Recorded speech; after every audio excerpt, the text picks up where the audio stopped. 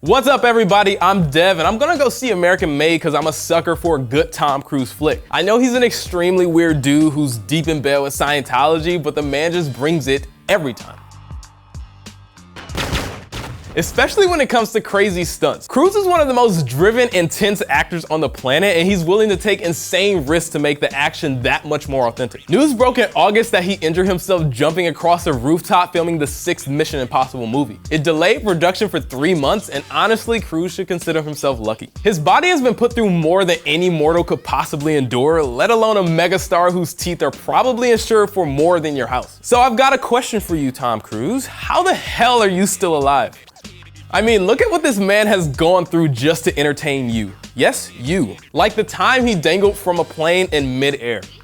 The Mission Impossible franchise is Cruise's baby, and with every installment, he finds some new way to recklessly endanger himself. Case in point, in Rogue Nation, he was strapped to the outside of an A400 Airbus as it flew 5,000 feet in the air. By the way, this is the most badass way to join the Mile High Club. When the crew found out what Cruise was planning, they had some grave concerns about his safety and probably his sanity. It's beautiful, man! It's beautiful! But the star knew he had to top the insane Burj Khalifa climb from Ghost Protocol. We'll get to that in a little bit though. The biggest danger wasn't necessarily falling off the plane, although it's gotta be a concern when there's just a single rope to keep you from becoming a blot on the pavement. The real danger came from the wind and the debris flying at him at hundreds of miles per hour. Ever see what happened to Fabio when a bird hit him in the face on the roller coaster? I was pissed. Now imagine the damage one could do to Cruise. At those speeds, something as tiny as a pebble could hit with the impact of a bullet, and even if Cruise miraculously dodged the debris, he still had to protect his eyes.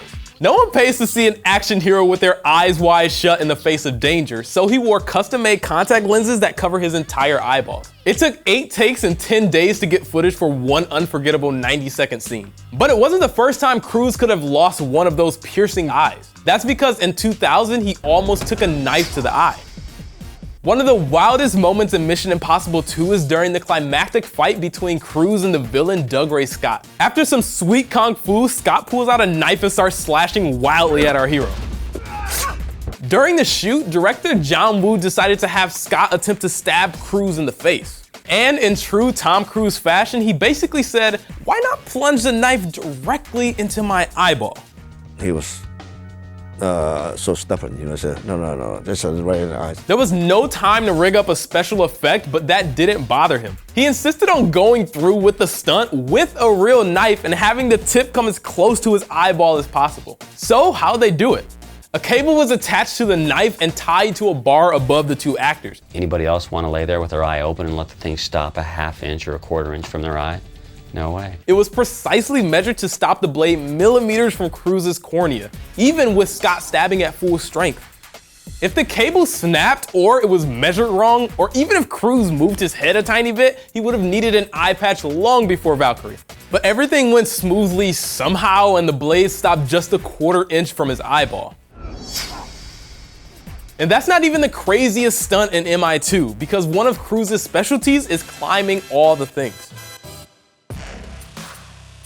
MI2 starts with an incredible opening sequence of Cruise scaling the fearsome cliffs of Dead Horse Point.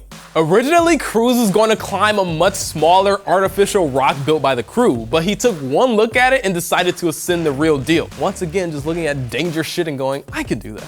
Because death is a myth to this guy, swear to God. Swear to Cruise. In the movie, it looks like he's completely free climbing without any safety gear whatsoever.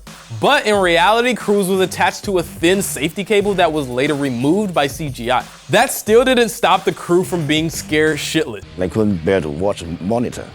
So I was shaking and closed my eye, keep praying, God, please, keep me safe. Which must have made his job pretty difficult considering they had to shoot 7 takes under a blazing hot Utah sun. But Cruise took it like a champ, and in the end, he only needed a stunt double for 1 moment. And honestly, he probably regrets that today considering everything else that he's done all by himself. Like climbing the tallest building in the world, the Burj Khalifa in Dubai. Actually, climbing might be a bit of an understatement. He ran up and down the outside, free fell 4 stories, and did basically everything you shouldn't do at 2,700 feet in the air. They rehearsed it for months on a soundstage replica designed to simulate the boiling surface temperature of the actual building. When it was time for the real deal, the crew took over the entire 123rd floor. They removed 20 windows for camera gear and safety equipment, which means, yes, the CGI cables were present again. But they weren't enough to satisfy Cruise's insurance company. My lawyers are going to have a field day with this. They refused to cover the insanely dangerous climb, so he fired them and found someone who would. I will f you up! It's kind of like getting a second opinion after a doctor refuses to remove your heart, but that's what Tom Cruise does. You want to shake hands with the devil, that's fine with me. I just want to make sure that you do it in hell. To him, danger is as essential for life as oxygen. Speaking of which, Tom Cruise once went 6 minutes without oxygen. Usually when actors film underwater scenes, they do it in quick 15-second bursts and rely on editing to make it seamless. Not Tommy Boy. He wanted to hold his breath for the entire underwater heist. The safety technicians were skeptical to say the least. But after some cruise-splaining, they agreed to let him try. Look, NowThis, it's safe. It's better that I know how to hold my breath because I'm going to be very relaxed. No one's going to have to rush in. No one has to panic. He went through military special ops training to maximize the amount of time he could spend underwater. Who is this guy? You're dangerous. That's right. Nice, man. I am dangerous. By hyperventilating and saturating his blood with oxygen, he could go without air for extended periods. It's the same theory behind some of David Blaine's nuttier stunts. Cruise being Cruise, he actually overtrained to the point where he could hold his breath for over 6 minutes. 2, 1, 3, 2, 3. And it's actually kind of scary to watch. 1, 2. Jesus Christ, I can't do this. I'm like super lightheaded right now. The crew sounds legit freaked out by the end, but somehow he survived without any noticeable brain damage. So what good did all that training and oxygen deprivation do? Did we get some unbelievable single shot underwater sequence? Nope. The final film cuts back and forth between Cruise and other characters. But hey, it's still impressive and he got to go home with a valuable new skill. Look, the real answer to how Tom Cruise is still alive is pretty simple. His stunts are the combined effort of some extremely talented coordinators and crew. Cruise might be the one at risk, but there's a lot of people working very hard to make sure he walks away intact. Still, he's taken part in so many insanely dangerous stunts that I'm starting to wonder if he should rethink his stance on psychology. You don't know the history of psychiatry. I do. Whether it's getting run over by a tanker truck, nearly getting decapitated by a samurai sword, or leaping off a Shanghai skyscraper, Tom Cruise is willing to risk his life in the name of entertainment and looks damn good doing it. It's the only actor in the world who could find the frame mid-air 3 times. Like, it's really me. It's really me.